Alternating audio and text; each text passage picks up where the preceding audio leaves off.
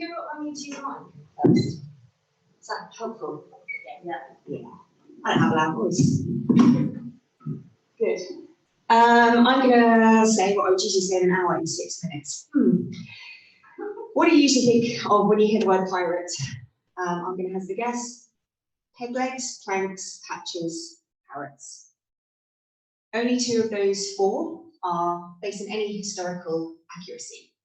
Because most of what we think of when we think of pirates is a story that was invented by an establishment that needed some scapegoats, and then was later embellished by all of our favourite childhood companion, Walt Disney. So the story of pirates is actually quite different to that.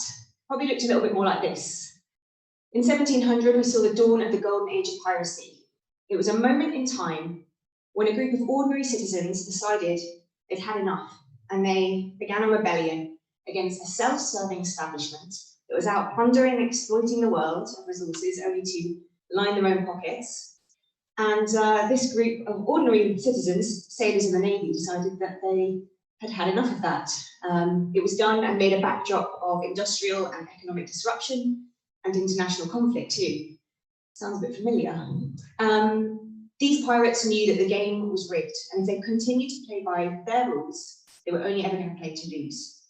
And so they went off and they formed their own crews and literally jumped ship. But that didn't mean it was easy. Being a pirate, a new pirate, you found yourself suddenly with a completely blank slate on with a new crew, arguably 80-odd illiterate sword-carrying strangers, and they had to figure out a way to live and work together in an entirely different way. And that meant they had to abandon a lot of the stuff they were used to. There was no time for dithering and dishonesty and petty politics. And so they created something that is, to this day, still entirely radical. They were the social revolutionaries of the 1700s. And that's where the story gets interesting. On a pirate ship, the new rules that they created were real diversity for the first time. They freed slave ships. They had women pirates. This is the only place in the Western world you'd see a truly diverse group working together. They gave everyone equal say. Pirates were the first democrats. 1 man, 1 vote for all the decisions that were made on board a pirate crew. They shared power. For the first time, we saw a dual leadership system. Captain was in charge of strategy and direction of sail. Quartermaster's in charge of the crew and was acting as the voice of the crew, typically in charge of punishment and money, 2 things that were most likely to be corrupted by a captain. This was all to do with putting proper checks and balances on power for the first time, because they knew how much power corrupted. They'd seen it in the Navy. They gave everyone equal and transparent pay. Everyone knew what everyone was getting, something we still haven't achieved today. And typically the captain and the quartermaster would only get 2 to 4 times more than the average crew members. Social insurance, if any of you guessed peg legs, that is accurate. If you lost a leg or an eye in a battle on a pirate ship, you would get literal compensation, monetary compensation, and you'd be protected, which meant that they didn't feel that their lives were expendable in the same way. They even had same-sex marriage. On a pirate ship, you would see a celebration of same-sex relationships that was so sophisticated, it had an inheritance clause. So if your partner died, you get their share of whatever treasure you'd inherited. And it wasn't just internally that pirates were this progressive. They didn't even, they didn't fight each other. They would go out and team up. We had real collaboration. So when there was a big battle to fight, different pirate crews would talk to each other and they'd team up, and then they would scale back down. They were incredibly agile and networked and dynamic in the way that they operated. And finally, they were masters of the storytelling aspect. So when I said that the establishment created the story of pirates and turned them into monsters, that is true. But the pirates ran with that. They turned it to their own advantage. So we all know the Jolly Roger, the Skull and Crossbones is arguably the world's most enduring brand.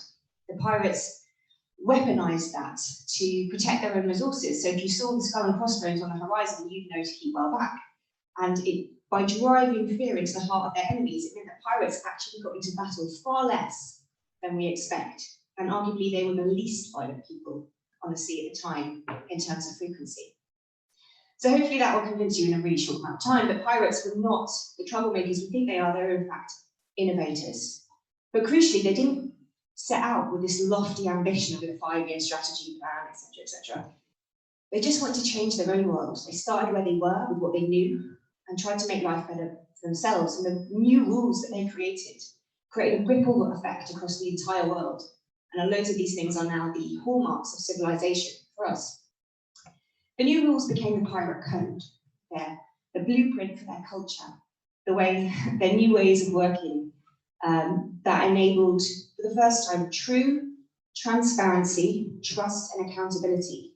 Again, some of the things that we strive towards in organizations today, but don't always achieve.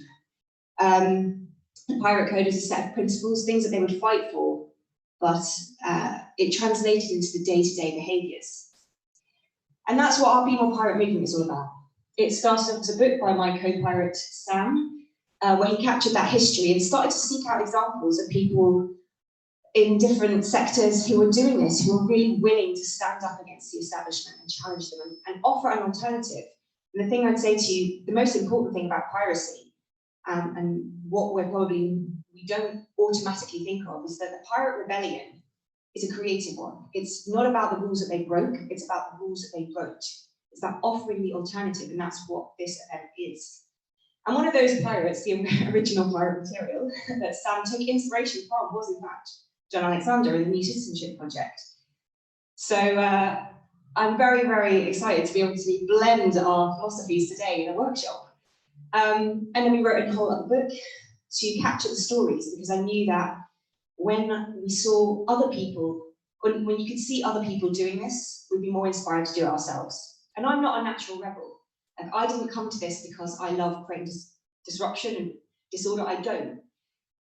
But I know that it's the spirit that we need, especially now, more than ever. The whole movement is about bringing the pirate spirit and a bit of boldness, a bit of courage and imagination into the picture. So thank you, and I hope you'll join us for the workshop.